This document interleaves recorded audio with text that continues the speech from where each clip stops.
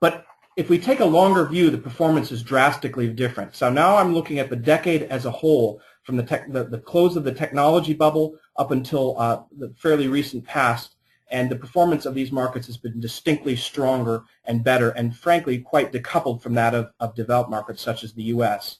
We can see here over the last decade, unfortunately, the performance from U.S. markets has been very stagnant, whereas Asian markets have performed much more strongly. So something different is beginning to happen for investors that have the patience and endurance to look to longer investment horizons. Andrew, this is really fascinating. I'm sure that all of our attendees are very intrigued by this notion. But ultimately, how will investors know if decoupling exists? Perhaps you can shed some light on that. And even more importantly, why should they care? Well, I think that the reason that there are some nascent trends towards decoupling beginning to emerge is because Asia has many positive fundamentals behind it. It has households that are seeing very substantial gains in their incomes and accruing more household wealth.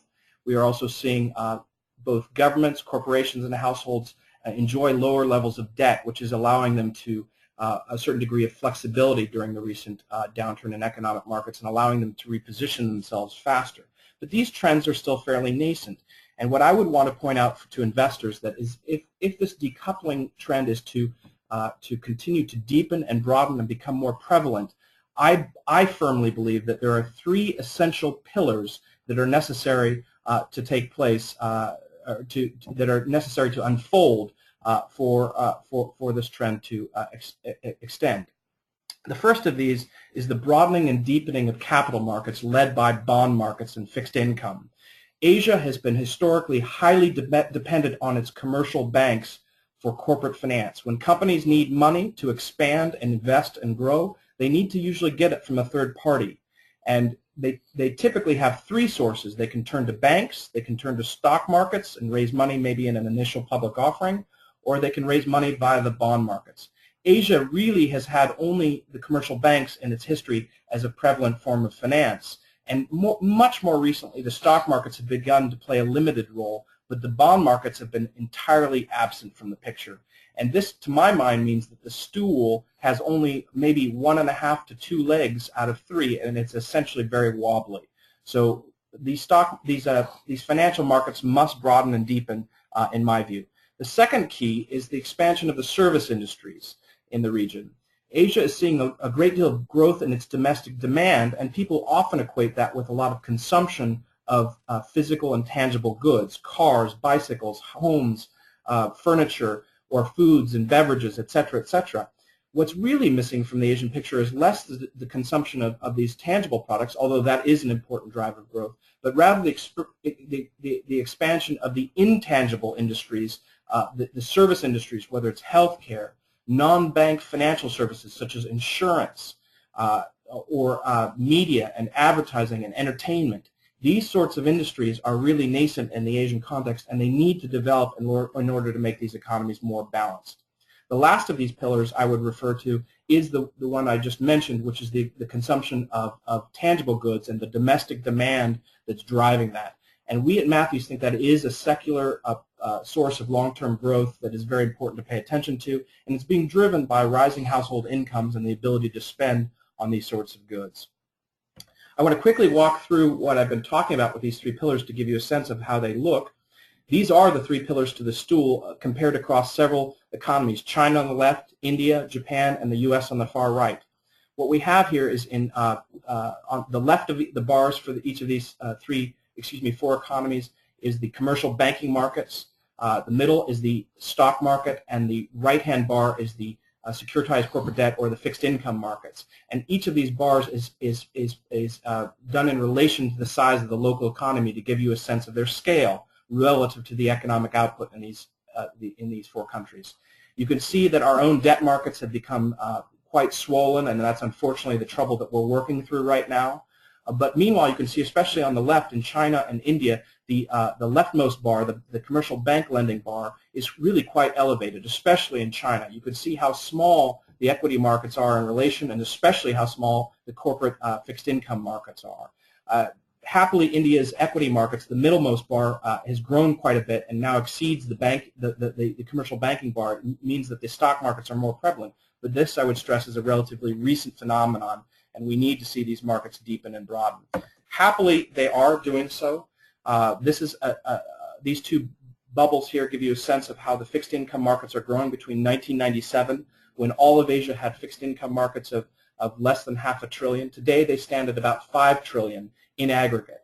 And this is about the size of the U.S. corporate bond market. But I would stress that this $5 trillion represents both government borrowing and corporate borrowing taken together, whereas the U.S. market, just corporates alone, is about $5 trillion. So you can imagine trying to finance the growth of these economies when they represent over 2.5 billion people with only $5 trillion in corporate borrowing capacity, whereas we have a borrowing market of this size with about 300 million people. Moving on to the second pillar, I wanted to just quickly talk about probably what is the gorilla in the room in terms of the service industries that we see as needing to expand to broaden and deepen in the region, and that's healthcare. This is really the part of these economies that's underpenetrated and underrepresented. And one way I'd like to represent this to you, how this is the case, is by looking at the weightings and stock market indices for various countries around the world. We have the U.S. on the left, we have a European Union measure next to it, and then we have India, China, and Asia as a whole on the right. These are the index weightings to healthcare in these respective economic zones, and you can see the very low thresholds that are struck in the Asian economies. India has a somewhat more robust pharmaceutical sector, and that's why its bar is a bit higher, but this is mainly because it's producing pharmaceuticals for export to the West. Really, the provision of domestic healthcare services is lagging quite far behind in all three of these areas on the right, and we think these are areas that must grow as household incomes rise. And this is why we think this is the case. This chart shows, again, several economic zones, with the Asian ones tending to be to the left and the more developed economies, including Japan, France, and the U.S. on the right. What we have on the x-axis, the horizontal axis, is a measure of annual income or a proxy for wealth. And on the y-axis, or the vertical axis, we have a measure of how much people are spending on healthcare.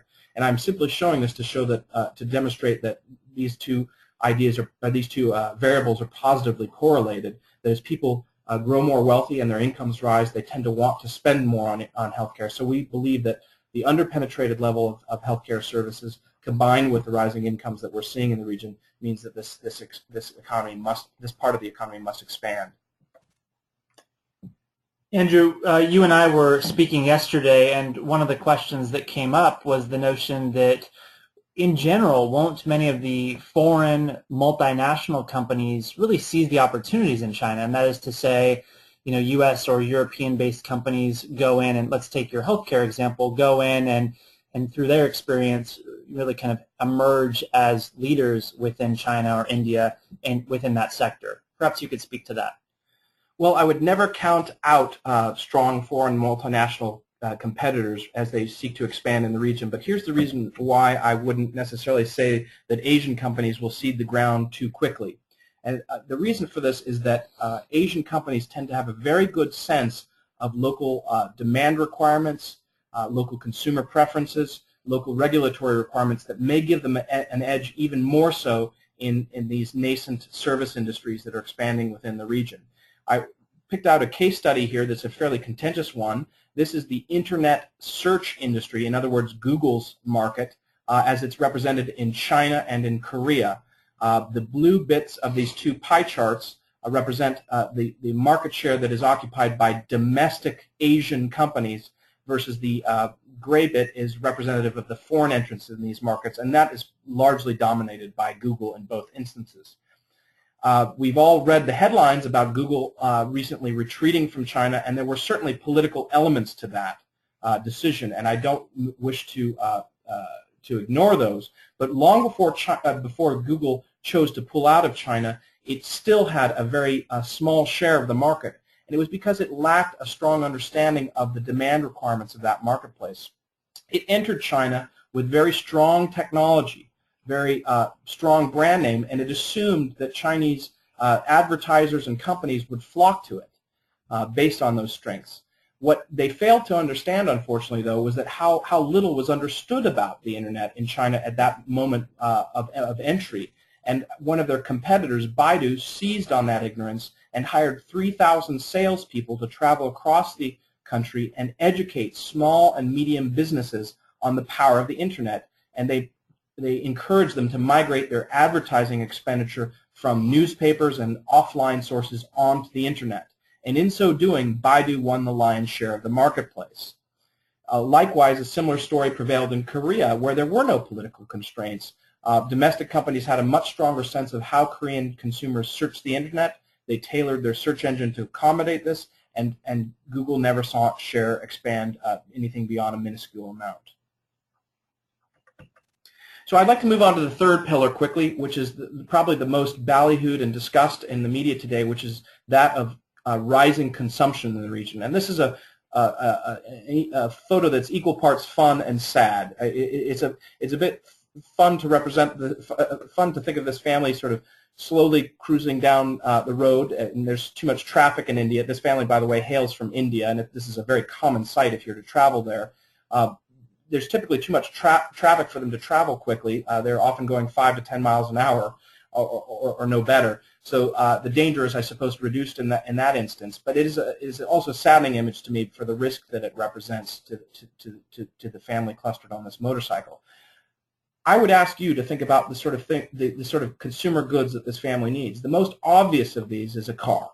And we can all quickly see the need for a larger and safer mode of transport. But if you stare at the image more closely, you can see there's a ready need for shoes, for motorcycle helmets, for perhaps a new set of brake pads, or even just a level road in front of these individuals.